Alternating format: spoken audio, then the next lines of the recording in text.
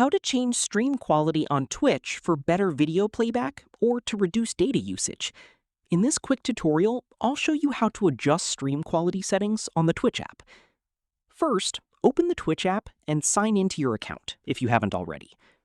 Next, open any live stream that you want to watch.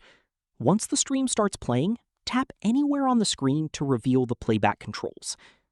Now, tap the gear icon in the top right corner to open the Stream Settings menu.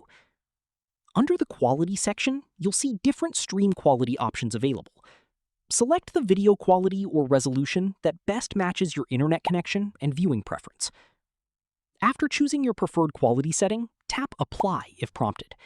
The stream will then reload and continue playing using the selected Twitch stream quality. That's all it takes to change video quality on Twitch.